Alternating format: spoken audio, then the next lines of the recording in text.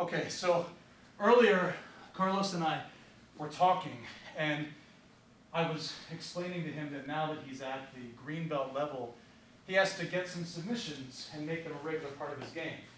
We can't just defend, and once the core basics are really rooted in deeply, it's nice, but we progress from there, right? We progress from there. Submissions exist in jiu-jitsu. Finishing holds exist in jiu-jitsu for a reason, so we can do them. And also because it may not just be enough to defend ourselves forever. If an opponent is aggressive in a street fight, or if we're fighting professionally in a tournament, or in the street, or in the ring, we don't fight professionally in the street. Let me just make that clear, right? You could maybe, but I don't know about that.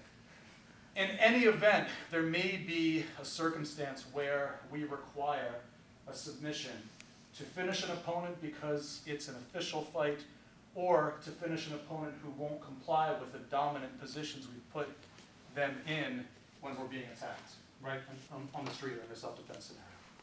So, submissions are a critical part of the game. There's a difference between rolling or training with one another in what I call a submission-centric way and a position-centric way. All submissions in jiu-jitsu are themselves a position. It's just a position that puts additional or undue stress on a joint, like a wrist, or an elbow, or a shoulder, or a knee, or an ankle, or the neck, right? Those are the main areas we attack. There's other things that can be attacked, but a submission is, in and of itself, a position. It's a position that's held and perhaps elongated and exaggerated with a slow, firm, continuous pressure, but it is a position. That means that the underlying basis of all submissions is position, which means that the position is always going to boil down to being the most essential element. But let's not get too confused. Submissions are a part of what we do. They're an essential element of both organized and live defensive fighting, and a necessary tool in our box. So we want to make that a regular part of our training so we can understand how to use them. The more you know them, the safer you can be with them also. One example of a position that works itself into a submission nicely is when we already have this dominant control from the bottom, the opponent on the bottom, and we're on the top, right? So we just worked on the side mount, and we did this drill to warm up, escaping the side mount. So let's have Nathan lay on his back here and refresh our memories. Dad, you can point your head this way, please. When we have the side control position, the nicest basic approach to this is to be one hand under the head and the second hand under the armpit.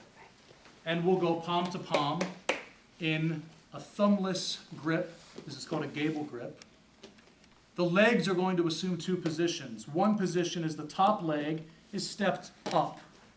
And the second leg, the bottom leg, right, this is the top, that's the bottom, this is near, that's far, just so we have the directional keys down. The bottom leg is going to stretch like this.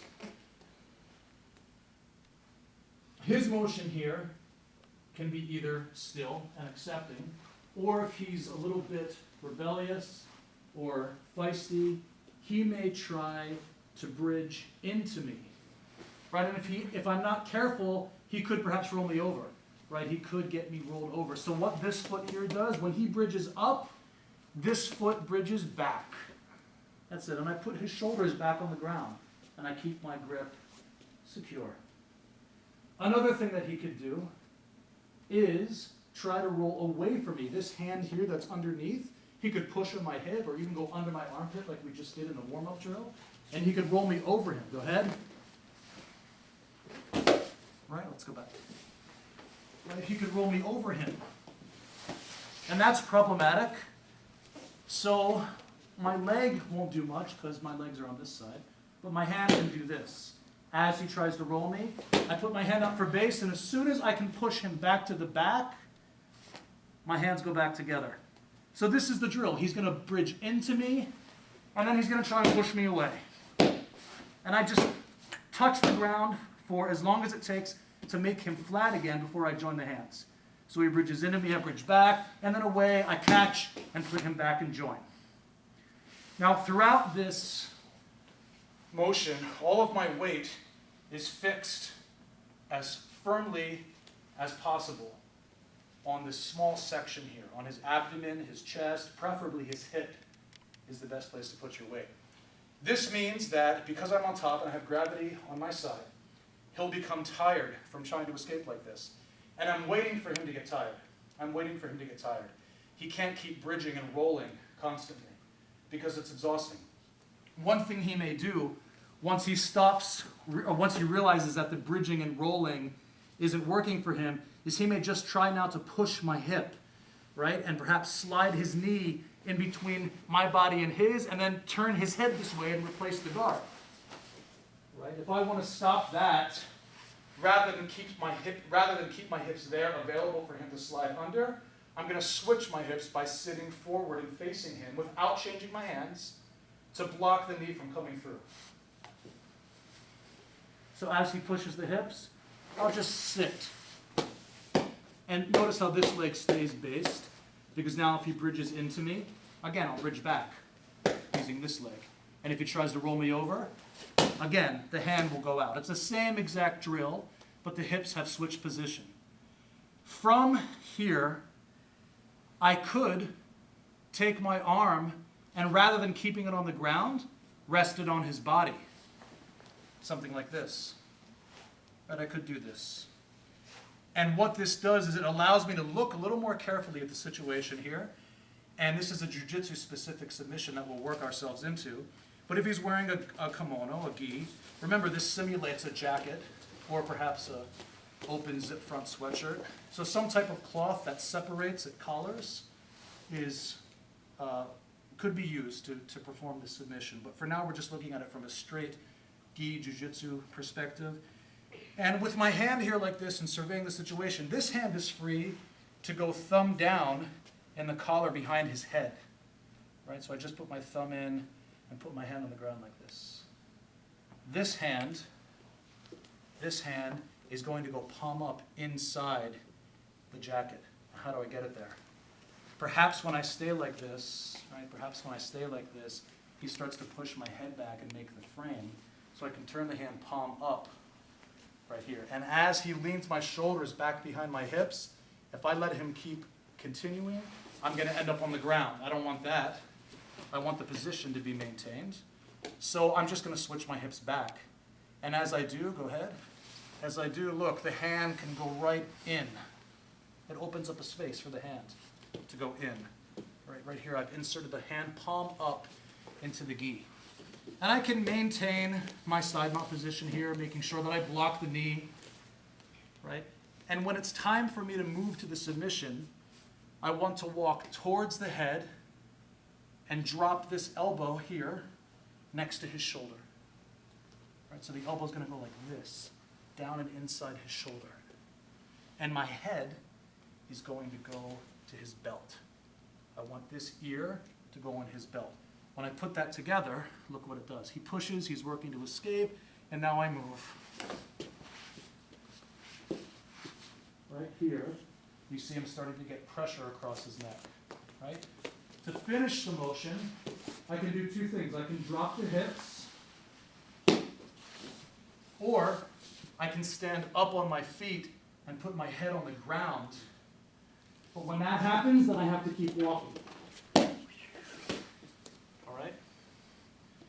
So this is referred to as the baseball bat choke. Because if you look at the positions that the hands are in, one hand is up like this, and the other is thumb in. When I take them away, it's just like a baseball bat. Right?